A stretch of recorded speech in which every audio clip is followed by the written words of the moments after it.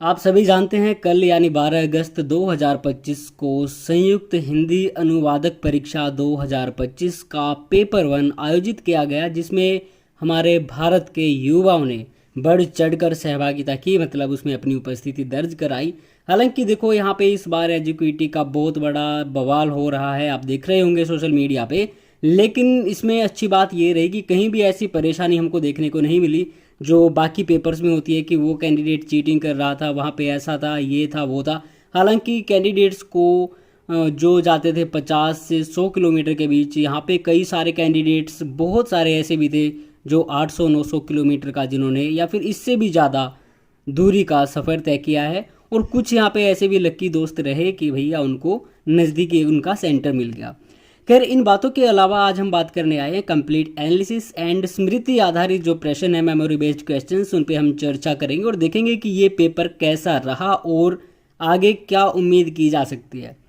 तो देखो, हम सभी जानते हैं कि भैया एजुकेटी ने पहली बार प्रश्न पत्र यहाँ पे तैयार किया है। पहली बार उन्होंने कोई ऐसी परीक्षा आयोजित कराई है अपनी ओर से पेपर बना के।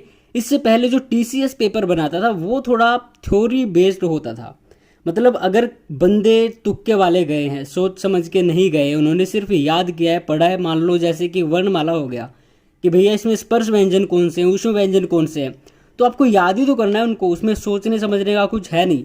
लेकिन इस बार जो भैया ट्रांसलेटर की होना चाहिए जो लेवल, वो लेवल यहाँ पे देखने को मिला है, वो आप समझेंगे मेमोरी बेस्ड क्वेश्चन से। तो आगे बढ़ते हैं और पेपर 1 जो 12 अगस्त 2025 को आयोजित किया गया था उस पर थोड़ी नज़र डालते हैं। उससे पहले हम आपके सामने आपसे यहाँ पे एक पोल जो है वो आपको यहाँ पे देखिए पोल दिखाई दे रहा होगा। तो इस पोल में हम आपको दिखाना चाहते हैं कि भैया यहाँ पे कुछ कैंडिडेट्स हैं जिन्होंने वोट किया है। तो वोट उन्होंने कुछ ऐसा किया है, आप यहाँ पे देख सकते हो कि भैया यहाँ पे सबसे पहले हमने पूछा कि लेवल कैसा था, तो उन्होंने कहा है, कुछ ने कहा है मॉडरेट, और 51% लोग कह रहे हैं कि भैया डिफ़िकल्ट था। आगे फिर बात करें तो देखो नंबर ऑफ क्वेश्चंस अटेम्प्ट कितने कितने किए, तो यहाँ पे लगभग हमने 5 ऑप्शन जो बनाए हैं, पाँचों ही सेम है, जिसमें डिडंट अपीयर वाले भी बंदे हैं। तो अब आगे बढ़ते हैं और मैं आपको यहाँ पे अपना एक पर्सनल एक्सपीरियंस आपसे साझा करना चाहता हूँ। ये ग्रामेटिकल डेफिनेशन जो मैंने लिखा हुआ है ये क्या है। देखो, इस फील्ड में जब हम नए नए आए थे, मैं अपनी बात यहाँ पे कर रहा हूँ, तो एक बंदा था, मैंने उससे पूछा था कि यार कभी क्या ऐसा हो सकता है कि SSC ऐसा प्रश्न पूछ ले कि इसकी डेफिनेशन क्या है, मतलब कोई टॉपिक पूछ ले कि भैया जो ये प्रोनाउन है इसकी क्या डेफिनेशन है, मतलब ये करके। तो उन्होंने कहा था कि नहीं, ऐसा कभी नहीं आ सकता, ऐसा कभी होगा ही नहीं। लेकिन 2025 में भैया ऐसा हो चुका है। तो आपको हमेशा तैयार होना चाहिए कि किसी भी तरह से प्रश्न पूछा जा सकता है। और हमने जो आपके साथ स्ट्रेटजी शेयर की थी वहाँ पे भी हमने टॉपिक वाइज बनाए थे, तो अगर आपने टॉपिक वाइज पढ़ा वो सिलेबस, तो कहीं ना कहीं उसमें भी आपको मदद ज़रूर मिली होगी। खैर, अब आगे बढ़ते हैं और यहाँ पे देखते हैं भैया हिंदी वाले प्रश्न कौन कौन से थे।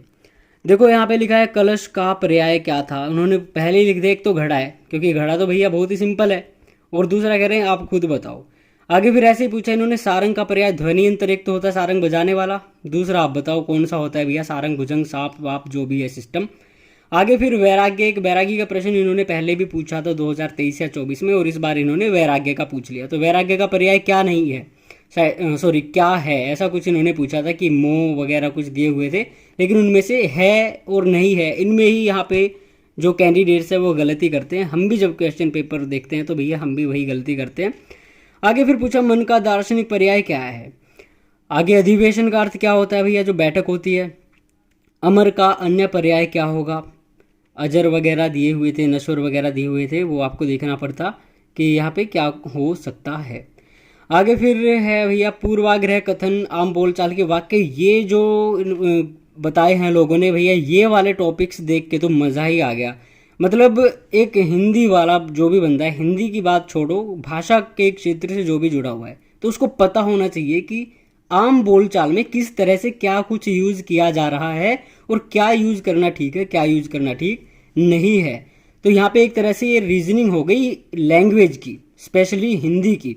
तो भैया ये हिंदी की जो रीजनिंग इन्होंने पूछी है इस बार, ये गजब कर दिया, ये बहुत बढ़िया है। और यहाँ पे बहुत सारे कैंडिडेट्स कंफ्यूज हुए कि दार्शनिक पर्याय क्या है, शास्त्रीय पर्याय क्या है, कुछ यहाँ पे ऐसे क्वेश्चंस पूछे गए थे। तो सिंपल सी बात है, जब उन्होंने कहा कि इसका दार्शनिक पर्याय क्या है, तो भैया जो फिलोसॉफी में जो भी टर्मिनोलॉजी आपके यूज़ होती है आपको वही तो बताना है कि ये शब्द फिलोसॉफी में यूज़ होता है नहीं। ऐसे ही शास्त्रीय जो क्लासिकल हमारा सिस्टम हो गया उसमें इस तरह की किस तरह की टर्मिनोलॉजी शब्दावली यूज़ होती है, तो वो आपको यहाँ पे देखना था। आगे तम का पर्याय क्या नहीं है, और फिर आता है सरल। अब जब अगर हम टॉपिक वाइज बात करें तो देखो, सरल वाक्य, संयुक्त वाक्य, मिश्र वाक्य, विराम चिन्ह और 4 गद्यांश यहाँ पे हिंदी में आए थे। विशेषण हो गए, पर्याय हो गए, विलोम इत्यादि हो गए और प्रशासनिक शब्दावली आपकी हो गई। देखो विराम चिन्ह के ऊपर मैंने रिसेंटली तो कह नहीं सकता, कुछ 4-5 महीने हो गए अपने ऑफिस में एक कार्यशाला करवाई थी।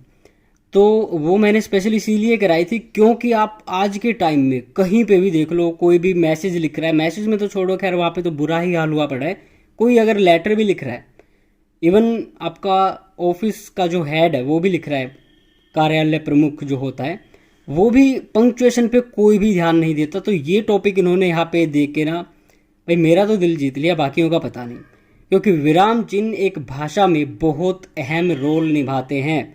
और यहाँ पे भी एक प्रश्न था कि भैया आपका अल्प विराम का जो पर्याय है वो क्या है। तो इस तरह से आपको अल्प विराम का अन्य नाम इन्होंने पूछा, पूर्वाग्रह कथन, और आपका ये सारा सिस्टम हो गया। तो अल्प विराम का आप यहाँ पे देख सकते हो क्या पर्याय होता है। अब आगे चलते हैं भैया और देखते हैं इंग्लिश में क्या क्या इन्होंने पूछा। तो देखो यहाँ पे स्पेलिंग कुछ आई थी, पेडियाट्रिशियन, सुपरसीड, ऑब्सोलेंस और सॉरी ऑब्सोलिसेंस हो गया, और आगे सिनोनिम ऑफ परफंक्ट्री, और आगे डबल फिलर्स हो गए, सीरियल जो खाते हैं, और एक सीरियल हो गया देखने वाला। और आर्टिकल्स काफ़ी आए हुए हैं, जैसे होप हो गया, होप से पहले आर्टिकल का यूज होगा या नहीं होगा। होप देखो एक अनकाउंटेबल है, आपको पता ही होगा वर्ड, लेकिन ए होप यहाँ पे हो जाता है जब स्पेशली किसी होप के बारे में बात की जाती है। तो आपको संदर्भ देखना पड़ता है कि भैया यहाँ पे क्या कुछ हो सकता है। सीधी सी बात यह है कि ये थोड़ा ऑब्जेक्टिव पेपर था लेकिन डिस्क्रिप्टिव थिंकिंग वाला पेपर था।